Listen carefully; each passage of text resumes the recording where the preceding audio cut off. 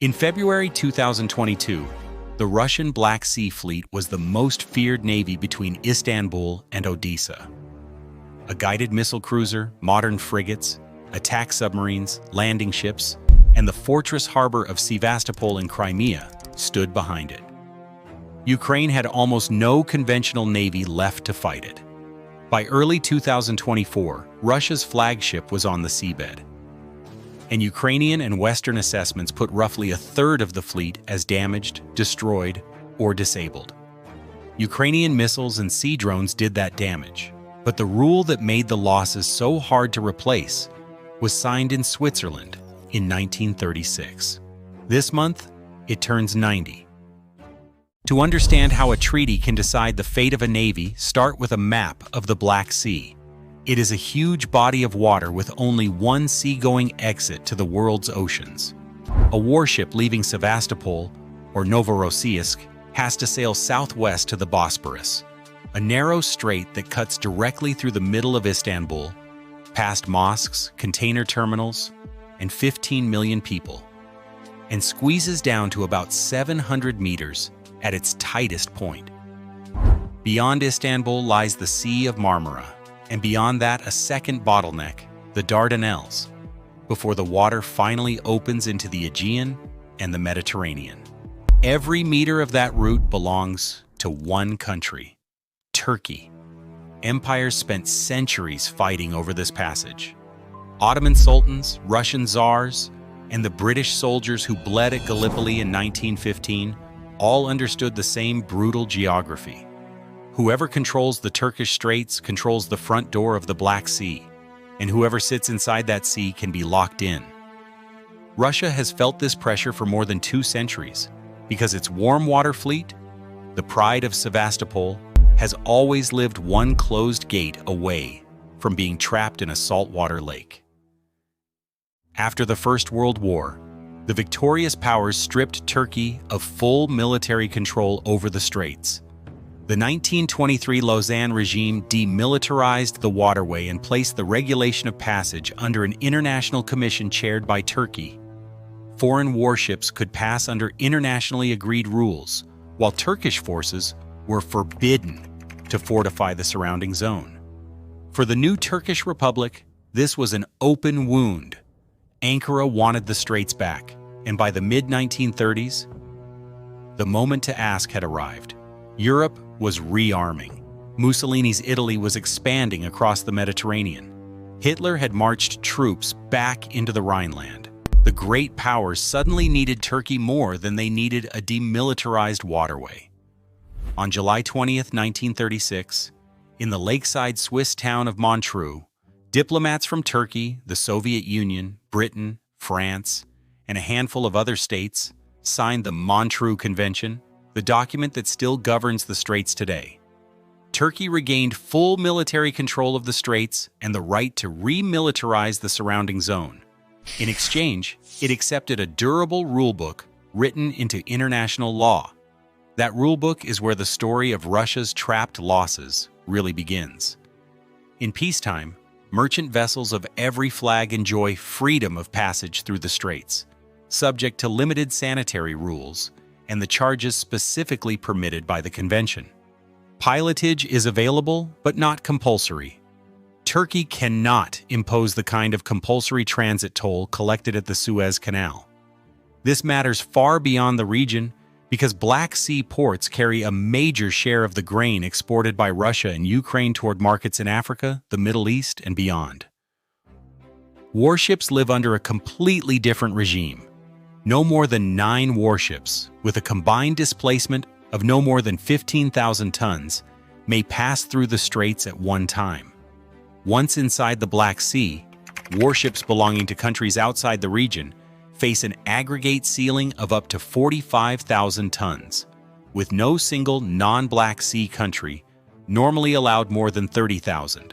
Those countries must notify Ankara 15 days in advance, and their ships may remain in the Black Sea for no longer than 21 days. Black Sea countries give 8 days' notice and receive broader rights, but even they remain subject to detailed rules.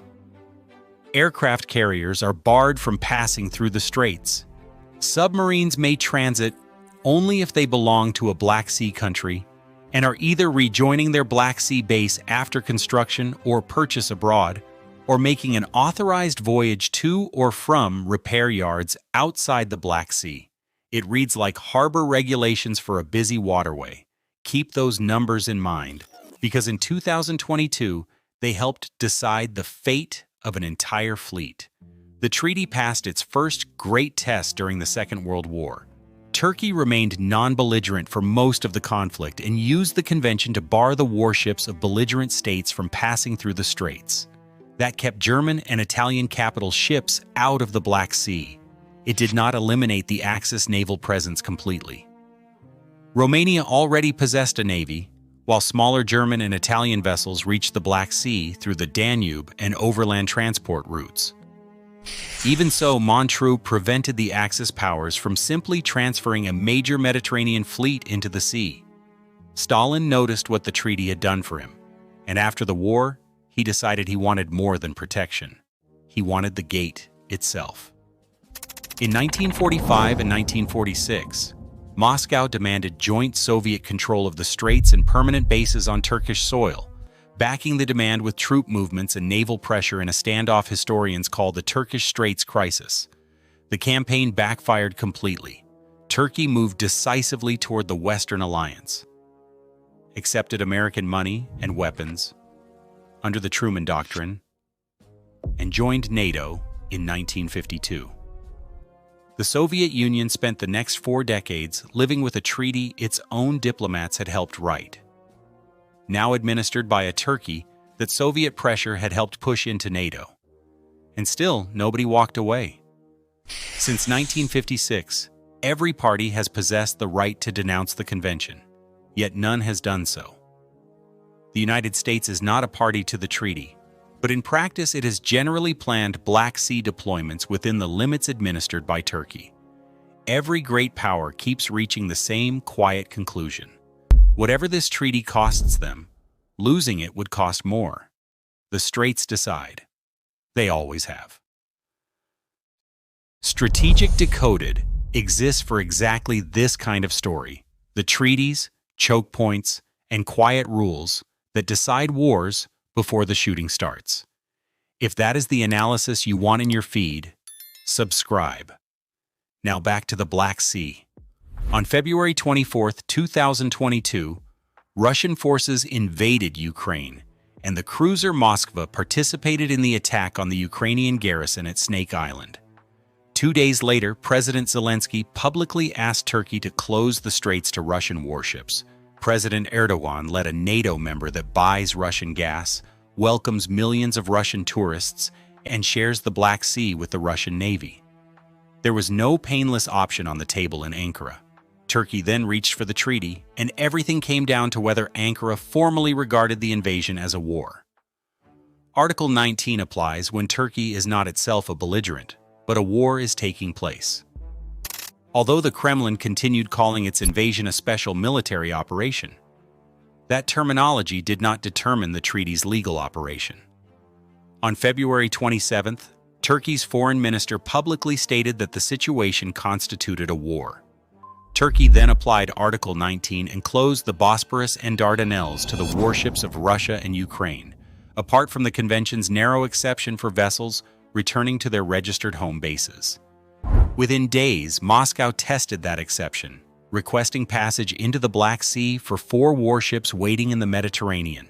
Turkey determined that 3 of the 4 ships were not returning to registered Black Sea home bases and asked Moscow to withdraw the request. Russia subsequently canceled it. What that refusal meant took months to become visible. By the time the invasion began, around 16 Russian warships assigned to fleets outside the Black Sea were already operating inside it, and after the closure, Russia could no longer reinforce them through the Turkish Straits.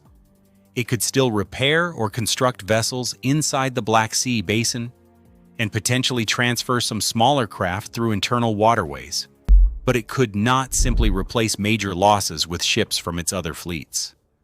The gate also complicated major repairs. A Black Sea-based warship could not make a normal round trip through the Straits to an outside shipyard and then return, because Article 19's exception protects vessels returning to their registered home bases, not ships leaving those bases for repair and later deployment.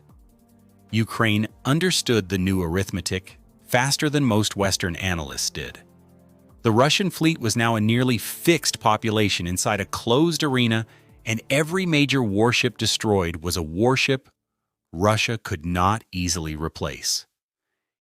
In April 2022, the Moskva was mortally damaged off the coast of Odessa.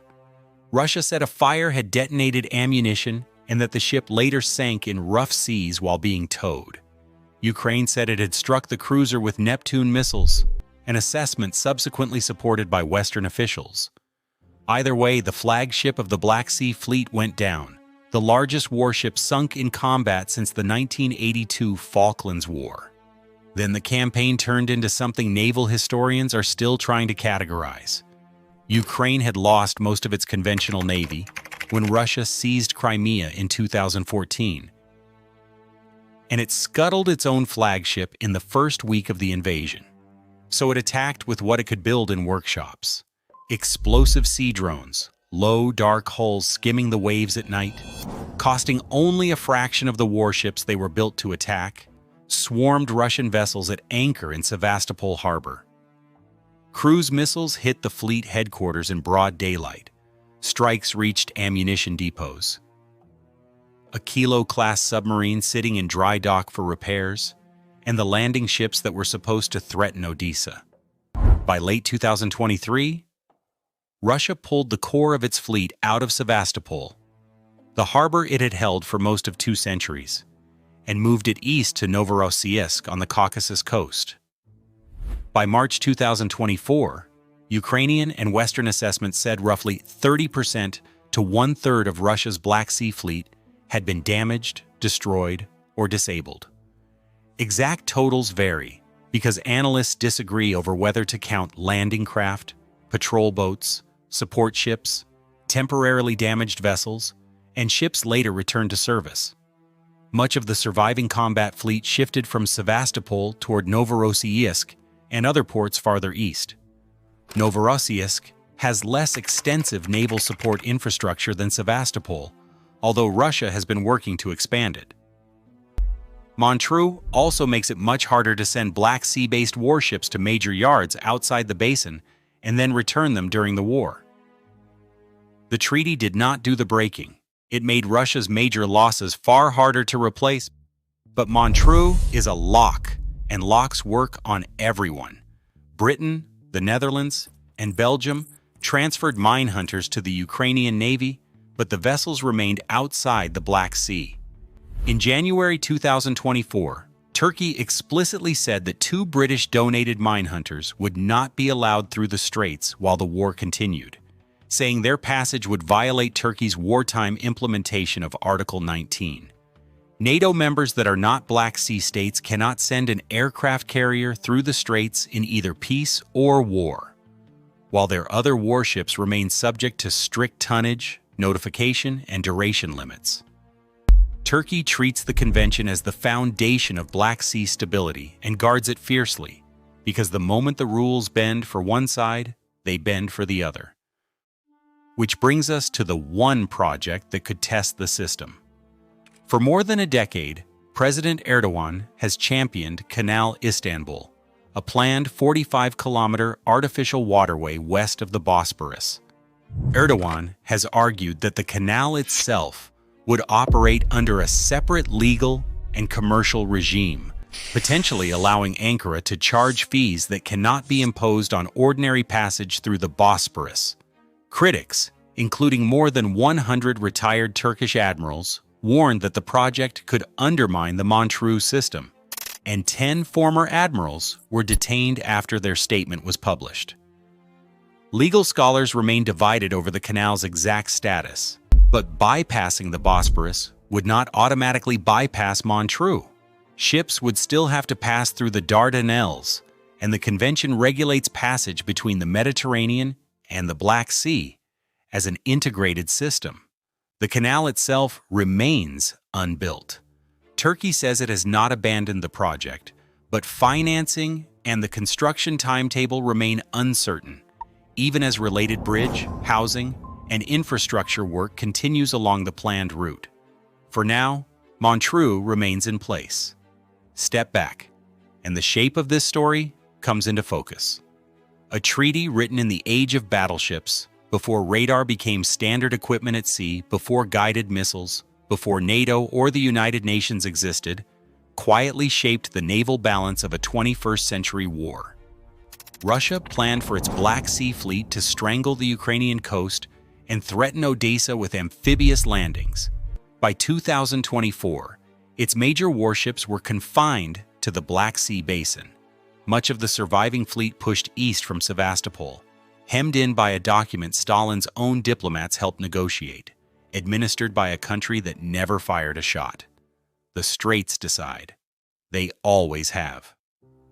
On July 20th, the Montreux Convention turns 90 years old. 90 years on, every party still holds the right to denounce it, and still none has. That may be the treaty's real lesson.